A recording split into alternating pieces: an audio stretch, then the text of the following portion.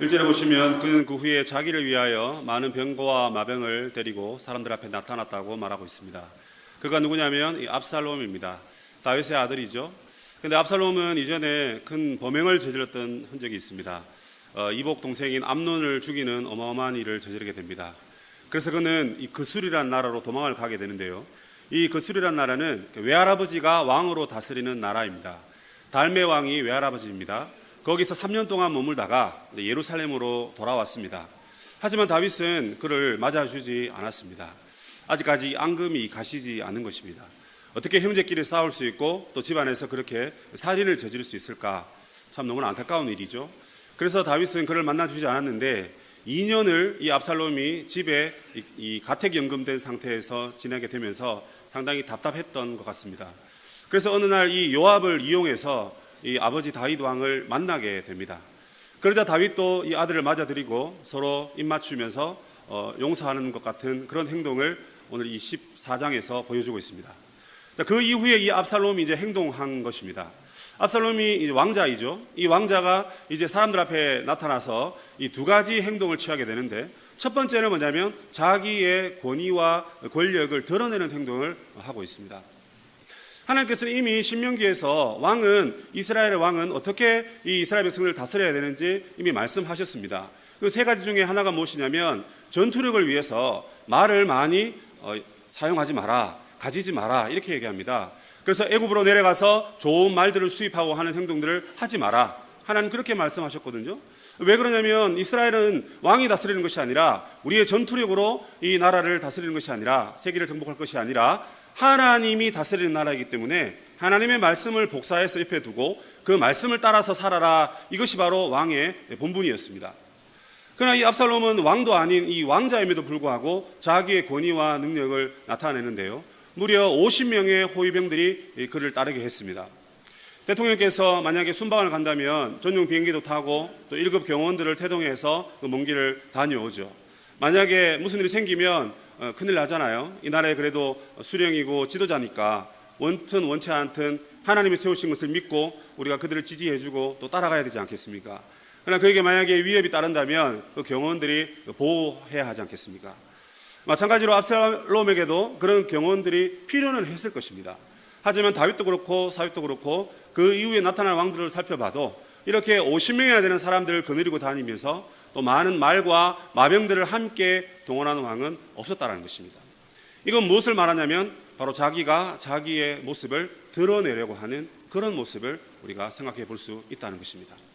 두 번째 그가 보이는 행동은 무엇이냐면 이제 많은 사람들에게 다가가서 그들의 아픔을 헤아려주고 위로해주는 듯한 그런 행동을 보입니다. 그래서 이제 자기의 문제를 가지고 왕에게 이 송사할 그 문제를 가지고 찾아옵니다. 그러니까 자기 지방에서 해결이 안 되니까 이제 국회에 찾아간 거죠. 그래서 왕에게 찾아가서 임금님 이 문제 좀 해결해 주세요 하는데 이 성문 길 곁에 서서 압살롬이 그들을 도적질합니다. 주로 이 성문에서 이 재판이 이루어지게 되는데요. 압살롬은 거기에 있다가 사람들이 오면 너는 어느 집에서 왔니? 하고 물어봅니다. 그래서 여차여차해서 왔습니다 하면 그래, 아이고 힘들겠구나. 내가 이 문제를 해결해 줄 테니까 조금만 기다려봐. 그리고 우리 아버지 왕은 나이도 들었고 또 이제 정치에 관심이 없어서 지금 바쁘기도 하고 해서 이 문제를 해결할 수 없어. 내가 너의 문제를 해결해 주고 내가 공의롭게 이 모든 문제를 해결해 줄 테니까 나만 믿어, 나만 따라와 하면서 사람들에게 다가갔던 것이죠. 여러분 이렇게 지도자들이 만약에 다가오면 이게 얼마나 좋겠습니까? 얼마 전에 제가 제 교인들을 상대로 197명에게서 설문조사를 좀 받았는데요. 우리 교회가 어떤 사역을 할 수 있을까? 학교 숙제라서 제가 했습니다. 막 하다 보니까 그 주관식에서 이런 답변이 나왔어요. 먼저 이제 이 사역을 하려고 하지 말고 우리 지도자들이 목사님들이 더 사랑함으로 성도님들을 좀 잘 섬겨줬으면 좋겠다. 일만 시키지 마세요. 이렇게 얘기하는데 제가 그거 붙들고 회개하고 하나님께 기도했습니다. 그런데 만약에 지도자가 정말 낮은 모습으로 다가가서 이렇게 하면 좋겠습니다. 저렇게 하세요라고 정말 이렇게 다가간다면, 만약 우리 담임 목사님께서 다가오셔서 매일매일 여러분들 집에 신방을 가신다면 여러분 얼마나 기쁘시겠습니까? 있는 거 없는 거 다 끄집어내가지고 목사님 이것 좀 드셔보세요, 저거 드셔보세요 하면서 같이 먹고 마시면서 삶을 나누고 말씀을 나누고 참 생각만 해도 너무 행복하잖아요. 그러니까 이 백성들의 마음이 사실은 이 압살롬이 와 저런 왕자였구나 하면서 그 마음이 많이 기울었던 것입니다. 그런데 여러분 자만히 생각해 보십시오. 이 압살롬의 이 행동은 사실 일관성이 없습니다. 무슨 말이냐면 자기의 권위와 능력을 드러내고 했던 사람이 정말 낮은 자리의 모습에 앉아서 사람들을 케어한다는 것은 쉬운 일이 아닙니다. 정말 어려운 일입니다. 성경에 보면 이 왕자니까 그래도 예의를 표해야 되니까 가서 무릎을 꿇고 이렇게 인사를 하죠. 그런데 이 압살롬이 얼마나 교묘하냐면 그 인사하는 그 사람들의 손을 어이구 하면서 마치 버선발로 뛰어나가서 이 손을 붙잡고 손을 일으킵니다. 근데 일으키면 되는데 그 일으키는 손을 자기 입술에 가져와서 그냥 키스를 하는 거예요. 여러분 보통 낮은 사람이 임금에게 아이고 황제님 옥체를 보존하옵소서 하면서 엎드려서 이렇게 하는 거 아닙니까? 근데 반대로 그냥 그렇게 행동한 것입니다. 일종의 자기를 드러내고 과시한 것이죠. 나 이렇게 좋은 사람이야 겸손한 사람이야 하면서 자기의 모습을 드러내는 것입니다. 그러나 그 속에는 다른 마음이 있었던 것이죠. 이 일관성 없는 행동을 통해서 이 압살롬은 아버지 왕을 몰아내고 다윗을 몰아내고 이 다윗 왕국을 자기의 왕국으로 만들려는 그런 음모를 꾸미고 있었던 것입니다. 그렇다면 이 압살롬의 행동은 상당히 간사하고 상당히 교묘했다라고 그렇게 평가를 내릴 수가 있는 것입니다. 그런데 여기서 생각해야 될 것은 무엇이냐면 이것이 비단 그냥 아버지와 아들 간의 그냥 하나의 어떤 싸움인가? 우리 세계사를 보더라도 뭐 아버지를 몰아내고 왕이 되고 또 이복 동생이 뭐 몰아내고 왕이 되고 친척이 친척을 몰아내고 왕이 되는 그런 사실을 우리가 많이 듣고 있습니다. 그럼 이 성경에 기록된 내용도 바로 그런 내용이냐 우리가 생각해 볼 수 있는 것이죠. 즉 그냥 가정사 문제냐 그리고 그냥 일종의 정치적인 문제냐 그냥 그렇게만 해석하고 말아야 되는가 하는 것을 우리 한번 생각해 볼 수 있습니다. 여러분들 이 가정의 문제는요 오늘 이 본문뿐만 아니라 이미 창세기부터도 여러 번 기억하고 있는 것을 우리가 알고 있습니다. 이 가인과 아벨 사건을 여러분 기억해 보십시오. 하나님께서 가인과 그의 제사를 받지 않으실 때 하나님께서 그렇게 하셨을 때 이 가인은 아벨을 쳐 죽였습니다. 여러분 첫 번째 일어난 사건인가 동시에 가족이 가족을 때려 죽인 이 사건은 정말 어마어마한 사건입니다. 요즘도 묻지마 살인이나 이런 사건들 때문에 우리가 경악을 금치 못하고 참 바깥에 어떻게 나가기 힘들고요. 딸 가진 부모들은 정말 밖에 나가서 미리 기다리고 있고 하는 그런 이 시대를 살지 않습니까? 그런데 여러분 이 시대의 그런 아픔들이 오늘 이 시대에만 생긴 것이 아니라 이미 가인과 아벨 시대에도 있었고 그리고 지금 이 시대에도 이 다윗 시대에도 있었다는 사실 우리가 기억해야 됩니다.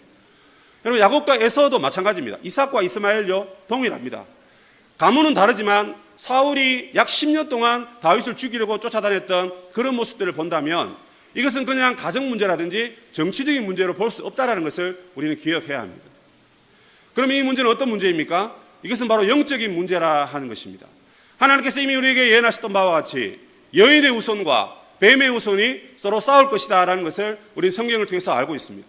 하나님 그렇게 예언하셨듯이 압살롬 뒤에는 이 압살롬이 자기의 그냥 권력욕에 의해서 아버지에게 덤벼든 것이 아니라 사단이 그 뒤에서 모든 것을 다 조정하고 있었다는 것입니다. 왜냐하면 다윗 왕국은 다윗 것이 아니기 때문에 그렇습니다. 다윗 왕국은 하나님의 왕국이요 그리스도의 왕국을 우리에게 보여주고 있는 것이거든요. 그래서 이 압살롬이 다윗을 공격하고 이 이스라엘 민심을 빼앗아간 것은 사실은 하나님 나라에 대한 사탄의 공격이다라는 것을 우리가 여러분 기억해야 하는 것입니다. 여러분 사탄이 우리에게 접근할 때 어떤 모습으로 접근합니까? 때로는 우는 사자와 같이 그리고 광명한 천사와 같이 이 두 얼굴의 모습을 가지고 일관성 없는 모습으로 우리에게 다가온다는 사실을 우리는 기억해야 합니다. 때로는 자기의 권위를 내세우고 때로는 자기의 겸손을 가장하면서 많은 사람들의 마음을 빼앗아서 자기를 위하여 왕국을 건설하기 위하여 교회에도 오늘날 많은 사람들이 침입하고 있는 것입니다. 성도 여러분, 오늘날 우리 기독교인들의 조사에 의하면 한국교회에 200명 이상 되는 교회에 신천지는 존재한다. 이런 여러분 어마어마한 통계가 나왔습니다. 그 무엇을 얘기하는 것입니까? 저는 제 서울시민교회를 비판하고자 하는 것도 아니고 여러분들을 깔보자 하는 것도 아니고 이 교회가 40년 동안 하나님의 은혜 앞에 세워졌는데 선목사 니까지 게 무슨 말이야? 이렇게 생각하실 줄 모르지만 여러분 이 통계를 우리는 신뢰해야 됩니다. 지금 이 자리에 앉아 계신 분만 해도 약 500명이 될 것인데요. 지금 10년 전에 여러분 300명 이상 교회가 우리나라에 약 30% 정도 됐습니다. 그런데 이제 성장하지 않고 부흥하지 않습니다. 그리고 많은 이단들의 활동에 의해서 교묘하고 간사하게 교회에 침입한 그런 적그리스도들과 그런 이단자들에 의해서, 거짓 선생에 의해서 많은 사람들이 이단으로 내몰리고 있습니다. 그래서 현재 300명 이상 되는 교회의 퍼센티지가 30%에서 약 20%, 또 심지어는 15%대로 떨어졌다, 이런 지금 조사가, 통계 자료가 나오고 있습니다. 물론 저희 교회는 1년에 270명씩 오니까 사실은 중대형 교회가 하나씩 세워지는 것과 똑같거든요. 그러니까 우리가 피부로 우리가 사실 잘 경험하지 못하고 있는 상황이긴 합니다. 왜 그런지 모르겠어요. 답은 나와 있습니다. 우리 전도팀에서 열심히 전도해서 우리 장로님들 기도 많이 하시고 목사님이 설교가 참 은혜스럽고 여러 가지 다 이유가 있겠지만, 그것보다 가장 강력한 99%를 차지하는 이유가 뭐냐면 하나님의 은혜라는 사실입니다. 지금 계속해서 빠져가고 몰락되는 이 한국교회 상황 가운데 이단들도 침입하고 또 교회의 세속화로 인해서 교회가 몸살을 앓고 있는데 유독 우리 교회가 부흥을 하고 성장을 하고 있다는 사실이거든요. 그런데 여러분, 그 가운데서 우리가 간과하지 말아야 될 것은 무엇이냐면 200명 이상 교회에는 반드시 이단자들이 존재한다는 사실입니다. 여러분, 이 통계를 믿기 싫으시겠지만 여러분, 이 통계는 상당히 정확한 통계입니다. 오늘날 교회에 여러분 많은 이단자들이 들어와 있습니다. 활동하고 있습니다. 먼저 그들이 어떻게 행동합니까? 여러분, 와서 친근감 있게 행동합니다. 친근감 있게요. 모든 우리 아픔들을 다 들어줍니다.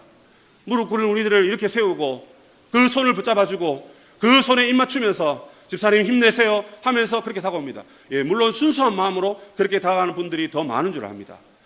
그러나 여러분, 거기에서 끝나지 않습니다. 더 나아가서 그들이 몇몇 사람들을 끌고 모으면 이제 복음방이라는 것을 만듭니다. 우리가 이제 카톡을 보내다 보면 카톡방을 만들잖아요.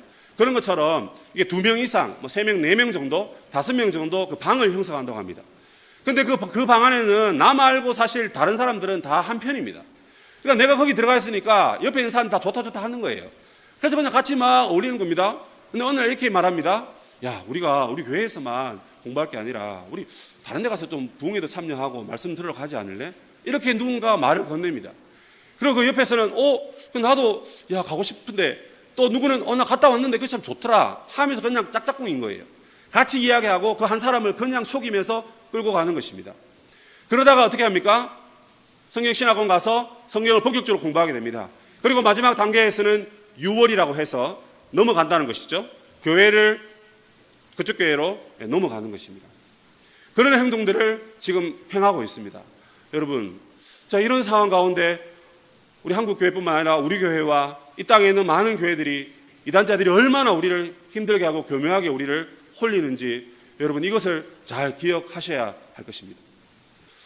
여러분, 심지어 선교사들 중에서도 복음 전하러 갔는데 거기에서 세속신앙이라든지 무속신앙이라든지 이단의 신앙에 빠져가지고 가족이 죽었는데, 심지어 사모님이 돌아가셨는데 곧 부활할 거다라는 그런 생각 아래에 매장하지 않고 또는 장례를 치르지 않고 집에 가만히 모셔둔 사례가 최근에 밝혀졌습니다. 근데 이 동네 주민들이 냄새가 나니까 이 어디서 나는 냄새가 해서 추적해보니까 그 선교사님 집인 거예요. 그래서 가서 그 앞에 사람들이 막 데모를 하면서 이 무슨 일이라고 막 하니까 알고 보니까 죽은 시체를 한 달 이상 그냥 거기 방치해 두었던 것입니다. 집에 그냥 둔 것이죠. 그 더운 브라질에서 그런 일들이 일어난다면 여러분 얼마나 냄새가 나겠습니까? 알고 보니까 그 가정이 선교사 가정이었습니다.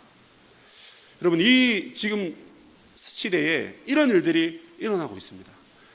정말 주님이 이 땅에 오실 때 우리가 영화롭게 변화될 것을 믿고 우리 그 믿음 안에서, 그 말씀 안에서 우리가 주님의 재림을 사모하고 기다려야 되는데, 지금 죽었는데 그제 부활할 것을 믿고 그렇게 행동한다는 것입니다. 어떤 우리나라의 이단 단체에서는요, 여러분, 교주가 사망했습니다. 사망했는데 장례 안 치르고 있습니다. 왜냐하면 그들이 가르치는 교리에 의하면 영생에 대한 교리가 있는데 그것을 가르쳐야 되는데, 이제 이 교주가 만약에 부활하면 그때 영생에 대한 교리를 확실히 가르쳐 준다라는 측면에서 지금 장례를 치르지 않고 있습니다. 이 무슨 회기망측한 일입니까? 과연 그들이 부활할까요? 과연 그 역사가 일어날까요? 여러분, 그렇지 않습니다. 이런 자들이 교회 안에 들어와서 얼마나 많은 사람들을 힘들게 하고 유혹하는지 모른다는 사실을 우리가 기억해야 하는 것입니다. 어떻게 그들을 경계할 수 있습니까, 여러분? 먼저 우리의 마음을 잘 추스려야 됩니다. 이 압살롬이 했던 행동이 뭐냐면, 다윗 왕국, 그리스도 왕국에 있는 모든 하나님의 백성들의 마음을 그가 다 빼앗아 간 것입니다. 교묘하게 간사하게 들어온 그는 다윗에게 거짓말까지 했습니다.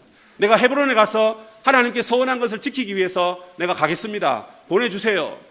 다윗은 그제서야 마음에 안심이 놓였던 것 같습니다. 기뻐하는 마음으로 다윗은 그를 보내준 것이죠. 그러나 사실 그가 헤브론으로 간 것은 그가 태어난 곳이 헤브론이기 때문에 그렇습니다. 자기가 정치인이 되기 위해서 자기 고향에 가서 지지를 얻기 위해서 가는 것은 어쩌면 당연한 일이겠죠. 또 다윗이 7년 6개월 동안 그 헤브론에서 왕으로 섬겼습니다. 나머지 33년은 예루살렘에서 다스렸습니다. 그러니까 다윗이 거기서 왕이 됐기 때문에 자기도 거기 가서 왕이 되고 싶은 거예요. 그리고 200명의 사람들을 초청하는데 아마 유명 인사들을 초청한 것 같습니다. 정탐꾼들에게 말하기를 가서 압살롬이 왕이 되었다라고 나팔 불고 외쳐라 이렇게 외칩니다. 그럼 영문도 모른 채 끌려간 이 200명도 압살롬 만세 하면서 아마 소리를 질렀던 것 같습니다. 이 모든 소식을 온 세상에 온 이스라엘에 퍼뜨리게 된 것이죠. 다윗을 속이고 마치 다윗이 시켜서 그렇게 왕으로 세움받은 것처럼 여러분 그렇게 행동한 것입니다. 교회 안에 들어와 있는 이 이단자들과 이 사악한 거짓 교사들, 예수 그리스도를 향한 우리의 마음을 세상으로 빼앗아가고 자신에게로 빼앗아가고 심지어 자녀라든지 물질이라든지 이 세상에 가지고 있는 그 무엇을 향하여 우리의 마음을 빼앗아간다면 여러분 우리의 마음은 이미 난도질된 그런 안타까운 상태라는 것을 우리가 기억해야 되는 것입니다. 여러분 이 시간 지금 예배 드리시는데 여러분의 마음은 어디를 향하고 있습니까? 천국입니까? 여러분 세상입니까?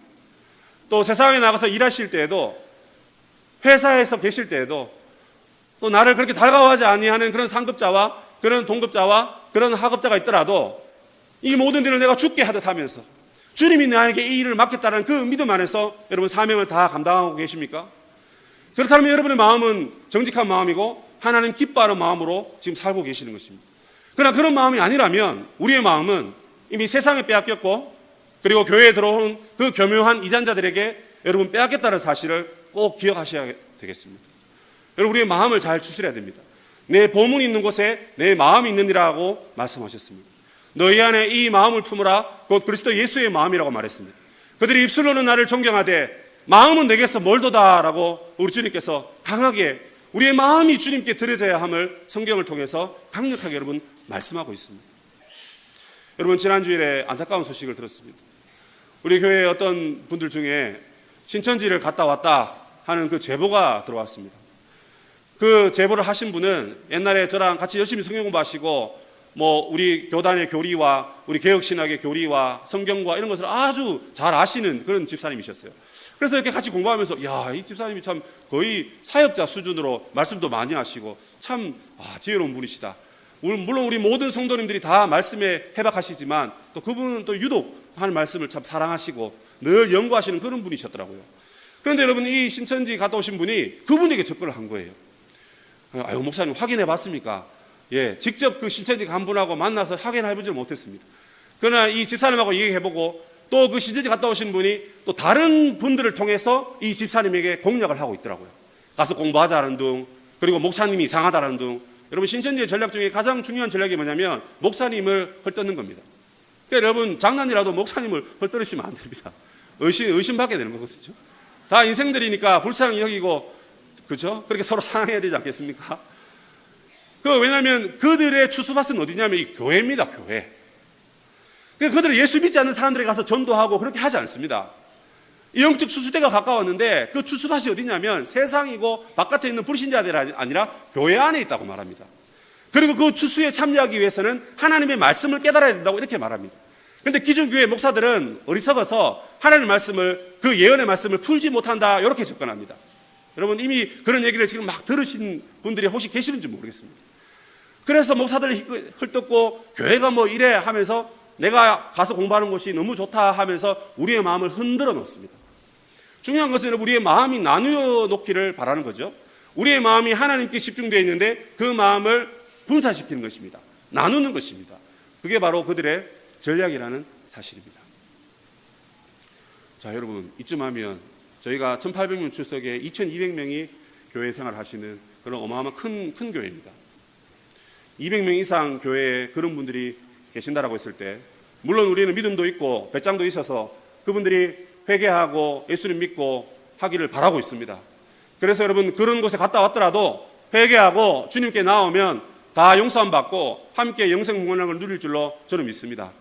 그런데 우리 주위에는 믿음이 연약한 자들이 너무나 많습니다. 우리의 심령이 연약하고 우리의 마음이 연약한 자들이 너무나 많다는 사실입니다. 그런 자들이 죽어가고 있는데, 그런 자들이 그 거짓 교사에 의해서 잠식당하고 있는데, 우리 그냥 먼 산 불 보듯이, 강 건너 불 보듯이 그냥 있어서는 안 되는 것입니다. 우리가 여러분 남의 신앙에 참견하고 다른 사람들의 신앙생활을 하는 것을 갖다 붙다 이야기하는 것이 사실은 좀 힘든 일이긴 합니다. 목사님 저조차도 아이고 장로님 말씀에 은혜 많이 받고 계시죠? 그런 말 참 하기 쉽지 않습니다. 우리 집사님 어떻게 요즘 모든 일 잘 되시고, 이런 것은 쉽게 물을 수 있는데 하나님 말씀 잘 깨달으시고 말씀 늘 보시고 기도 잘하고 계시죠? 라고 질문하는 것이 참 어렵습니다. 아이고 목사님 사람 잘못 보셨습니다. 저 목사님 생각하는 것보다 성경 열심히 보고 기도 열심히 하거든요. 목사님 새벽기도 땡땡이 쳐도 저는 불철주야 새벽기도 합니다. 뭐 이렇게 대받아칠 수도 있기 때문에 사실 그거 참 질문하기가 참 어렵습니다. 그래 여러분, 교회에 목사가 있고 장로님들이 계시고 사역자들과 순장들이 있는 이유가 뭡니까? 우리 믿음에 연약한 사람들, 또 믿음에 장성한 사람들을 어떻게 하든지 한 마음으로 묶어서 하나님께 영광을 돌려드리고, 교회가 이 시대의 사명을 감당하기 위해서 서로 돌아보고 격려하고 그 마음을 헤아리기 위해서 우리가 여기 모여 있는 것 아니겠습니까? 여러분, 이 땅의 육신의 가족들은 이 땅 떠나면 그냥 이별입니다. 그러나 천국 가서 여러분, 우리의 영적인 가족은요, 여기서 시작되고 천국 가서 영원히 함께 할 줄로 믿습니다. 그렇다면 오늘 우리의 사랑하는 형제 자매들이 그 이단자들의 공격과 그 세상의 세속성 가운데 우리의 믿음이 식어지고 우리의 신앙이 사라져가는 이 시대에 그들을 바라볼 때에 그냥 방관하고 있어서는 안 될 것입니다. 그들에 다가가서 우리의 마음을 내려놓고 우리의 마음과 그들의 마음이 하나 되기를 바라면서 사랑하는 마음으로 다가가야 한다는 사실을 꼭 기억하시길 바랍니다. 여러분, 우리가 사도행전 교회를 우리가 꿈꿉니다. 사모합니다. 거기 보면 여러분, 날마다 마음을 같이하여 모이기를 힘쓰고 서로 떡을 떼고 말씀을 가르침 받고 기도했다, 이렇게 나옵니다. 그러니까 우리는 말씀 좋고 기도 좋고 떡을 뗐다 하니까, 그죠? 열심히 그 부분만 집중합니다. 그러나 그 앞에 가만히 보시면 날마다 마음을 같이하여 모이기를 힘썼다, 그런 말씀이 있습니다. 여러분, 이건 뭘 말하는 거예요? 여러분, 사람들 다 다릅니다. 생김새가 다르고요, 다 다릅니다. 그런데 우리는 주 안에서 한 형제 자매 되었으니까 날마다 모이기를 힘쓰는데 마음을 같이 해서 모여라, 이렇게 얘기합니다. 우리가 한 마음이 되면 그 어떤 이단자들이라든지 그 사단의 공격 앞에서도 우리는 반드시 이기고 승리할 줄로 믿습니다. 여러분, 주 안에서 하나 되기를 힘쓰시길 바랍니다. 여러분, 이번에 우리 공동체 생활 하는 이유가 뭡니까? 여러분, 지금 우리 장로님하고 우리 집사님 또 우리 교육자님들 막 열심히 해가지고, 그죠? 엄청나게 지금 뭐 준비하고 있습니다. 뭐 시설을 보니까요, 와, 제가 이제까지 가본 시설 중에 제일 탁월한 시설인 것 같더라고요. 그 가서 여러분 잘 먹고 그냥 잘 놀다가 오면 되죠, 그죠? 근데 그 가운데 우리가 꼭 기억해야 될 것이 있습니다. 말씀도 듣고 기도도 하고 하는데 가서 말도 타고 골프도 치시고 또 등산도 가시고 걷기 훈련도 하시고 하시는데요, 제일 중요한 것은 하나님 안에서 한 마음이 되어서 돌아와야 된다는 사실입니다. 아유, 나는 그날 뭐 더워서 못 가겠고, 또 난 나이가 많으니까 아유, 그 8월 1, 2, 3일 어이구, 그 나갔다가 그 땡볕에 어이구, 병 나겠다. 그리고 아유, 나는 회사 휴가 그거 안 되니까 안 되겠다. 여러분, 왜 벌써 그렇게 생각하십니까? 저 아직 2달 남았습니다. 2달. 뭐 합니까? 기도해야죠. 하나님, 정말 예수 재림, 그리고 내가 천국 가든지 뭐 천지지변이 아닌 이상 공동체 생활 꼭 가게 해 주시옵소서. 꼭 가게 해 주시옵소서. 여러분, 그렇게 기도하고 그 가야 되지 않겠습니까? 제가 이 교회 온 지 벌써 6년 됐습니다. 6년. 야, 저희 둘째가 100일 때 여기 왔거든요. 태어나면 1살이니까 6년 됐는데 벌써 걔가 7살입니다. 내년에 이제 초등학교 가는데 제가 와서 이제 사람들이 정말 많이 오셨어요. 근데 심지어 제가 아직 목사인지 모르는 분들이 계시더라고요. 제가 얼굴이 약간 좀 관리집사님 같이 생겼고 약간 좀 산적과이기 때문에 목사님처럼 좀 이렇게 좀, 그죠? 좀 아우라가 좀 이렇게 남달라야 되는데 안 그렇잖아요. 그러니까 목사인지 집사인지 뭐 모르시더라고요. 저는 이번 수련회 때 그 바람이 있습니다. 그게 뭐냐면 제가 거기 가서 최소한 내가 100명 이상 사람들을 내가 사귀고 오겠다. 물론 제가 잘 아는 분들 말고요. 100명 이상 되는 이 성도님들을 만나고 와야 되겠다. 그분들의 그래도 그 가정사 또는 뭐 삶의 어떤 그 지금 근황들이라도 내가 좀 알고 와야 되겠다. 특히 저는 우리 부모님 어르신들을 참 좋아합니다. 부모님 다 이제 좋은 곳에 계시니까 저는 이 땅에 계신 우리 60세 이상, 참고로 5년생 이상 우리 어르신들을 제가 너무 사랑하고 흠모합니다. 우리 장로님들도요, 다 제 아버지 같고, 우리 권사님들은요, 다 우리 어머니예요. 진짜. 얼마나 주 안에서 같은 마음을 품고 같은 길을 섬기는 게 얼마나 기쁘고 복된지 모릅니다. 여러분, 저 압살롬 아닙니다. 겉으로 이렇게 말하고 내려가서는 거짓말이라고. 그거 아닙니다. 진짜 제 마음에 진심, 하나님이 듣고 계십니다, 지금. 여러분, 이렇게 우리가 주 안에서 한 마음으로 연합할 때 압살롬 같은 그 거짓 교사들이라든지 그 이단자들이라든지 그 어떤 것들이 우리를 침범해도 우리는 이길 줄로, 승리할 줄로 믿습니다. 지금 다윗이 공격받고 있고 다윗 왕이 공격받고 있는 것은요, 그냥 일종의 교회만 공격받고 있는 것이 아닙니다. 왜냐하면 이 시대는 다윗 그리고 이스라엘 나라 이꼴 교회와 세상입니다. 그러니까 교회가 공격받으면서 이 나라가 교회 그 자체였기 때문에, 나라와 교회가 하나 된 상태였기 때문에 사실은 교회가 공격받는 것도 맞지만 하나님이 지으신 이 세상 나라도 지금 공격받고 있는 것입니다. 한편으로 생각하면 이 세상 나라는, 목사님, 사단이 왕노릇 하는 나라니까 이 세상은 멀리하고 교회에 우리끼리 모여야 되는 거 아닙니까? 이렇게 우리가 질문할 수도 있습니다. 물론 우리 교단은 상당히 보수적이기 때문에 예전에는 그런 얘기도 많이 하고 또 그런 설교도 저도 많이 듣고 자랐던 것 같습니다. 그러나 여러분, 성경을 잘 보시면 하나님은 교회를 구원하셨을 뿐만 아니라 세상을 여러분 먼저 창조하셨습니다. 그렇다면 이 교회 밖의 세상은 하나님의 다스림의 공간이지 마귀에게 내어버린, 우리가 그냥 무시해야 되고 내버려야 될 그런 공간이 아니라는 사실입니다. 그들이 죄악 가운데 있고 그들이 연약함 가운데 있을 때 교회가 먼저 마음을 모으고 하나 되어서 연합해서 그 세상을 정복하고 세상을 그리스도의 깃발로 정복해야 되는 것이 오늘날 교회의 사명이라는 사실입니다. 그런데 여러분, 지금 교회와 세상은 얼마나 큰 핍박을 받고 있는지 모릅니다. 여러분, 우리나라가 1945년 그리고 한국전쟁 이후에 엄청난 발전을 했지 않습니까?